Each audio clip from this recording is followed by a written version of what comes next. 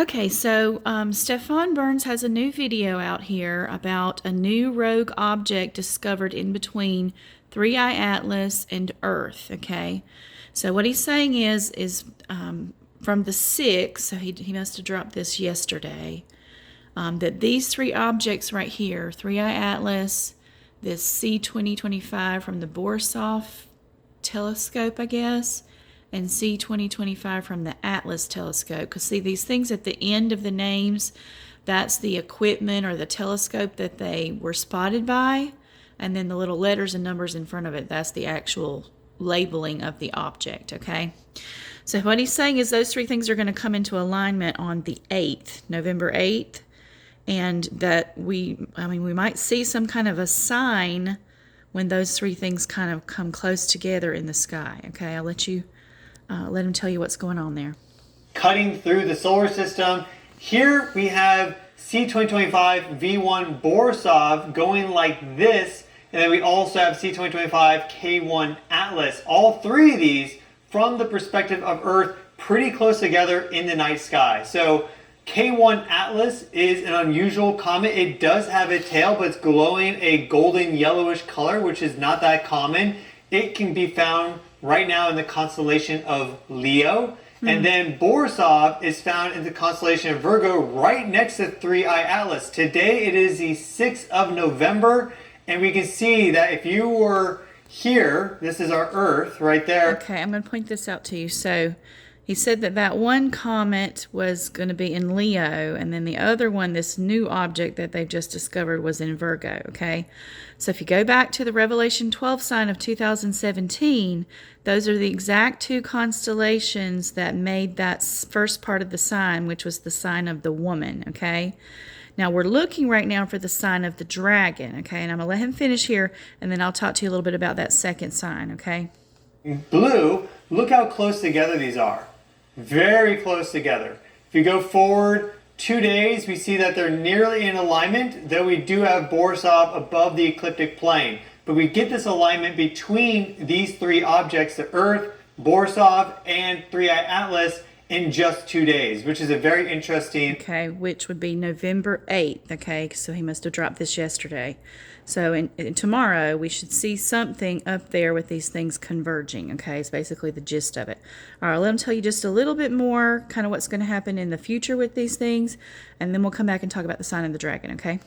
Alignment. But if we go back today, this is where we see it. It was first picked up around the 3rd of November, I believe, maybe a couple days before that, shooting up from below the ecliptic plane and going over it like this. The perihelion of Borisov is going to be on the 16th of November. Though this object was just discovered, it originally was labeled as GB00810. So if you're doing research for yourself, you may get more hits on it using that label than C2025 V1 Borisov, at least right now. With time, that will update. Okay, so he's saying this new object that they've just discovered will go behind the sun. That's what the perihelion stuff means on the 16th, okay? All right, so let's talk about why this is important and why it relates to Bible prophecy, okay? So in Revelation chapter 12, there's supposed to be a sign of the dragon, where the dragon is going to sweep his tail and stars are going to fall to the earth, okay? Now, there could be a physical component to this where there's some kind of sign that we see with these things converging in the sky. There's also the Taurid meteor shower that's supposed to be happening around this time too. So there could be the physical component where it kind of looks like stars are aligning or there's some kind of thing going on there with these three things coming together. And there could be look like little stars are falling with this meteor shower thing that's going to happen, okay? But now there's also a supernatural component to this because they're not literal stars that are going to fall to the earth, okay? Obviously, like something as big as our sun is not going to hit the earth. That's not what this is about. But in the Bible, angels are considered to be stars. And there are going to be some fallen angels, not the good angels, but the fallen angels that are going to come down to the earth, okay? I've seen that in a dream about the darkness and where the darkness comes from. So you can look at that on my channel here. It's called What Will Happen During the Rapture, okay? And so these fallen angels are going to come to the ground, down to earth. And as they're falling, it looks like the light inside of them is dying out. And as that light dies out of them, they start spraying darkness from their bodies, okay? And that's where the darkness comes from. It is biblical. It's not just an urban legend or some Catholic thing. In the book of Joel, it says the day of darkness is going to happen, okay? And that happens during the rapture, and we know this because Helingway said that she was raptured soon after this darkness happened, and she did have a little light inside of her that was glowing during this darkness. So think about Egypt and how the people, the Israelites, they had light in their homes, but everyone else was in complete darkness, okay?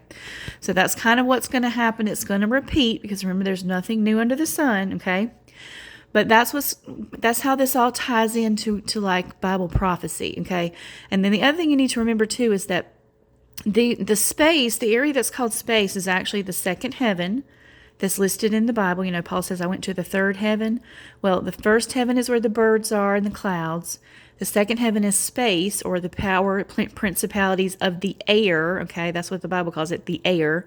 And then the third heaven is obviously where God is. Okay, so when you meet Jesus, when we go to be raptured, you'll be raptured to space. Okay, we're going to gather with them in the clouds, but we go to meet him in the air. Okay, and I've seen that in a dream as well. I was raptured to space with Jesus, and when I saw it, there were no stars behind him. Like, it was just total blackness behind him. There were no stars that I could see in the distance. So that tells me another confirmation that these things are falling from space. And maybe that these angels that are gotten in trouble, you know, the ones that did the sinning, some of them might be up there to try to hold up the constellations, okay?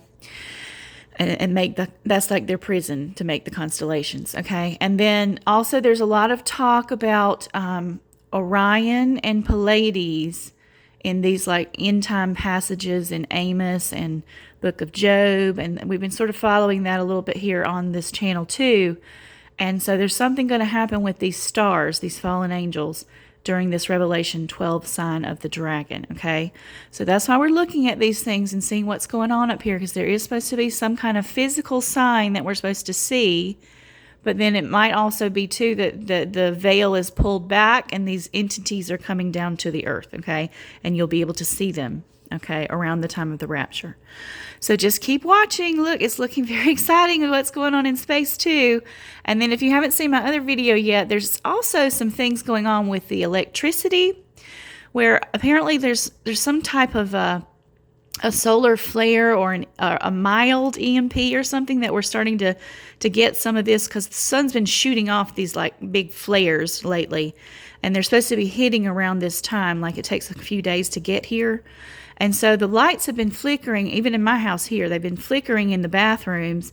And then I showed that some of the other ones, they have like street lights that are doing it, and like porch lights are doing it, and even like the little solar lights that you put in the ground. It was in the middle of the day, and all of these lights are just flickering around just like strobe lights almost in this person's yard. And so something's going on with the sun that's actually making something happen down here on Earth as well.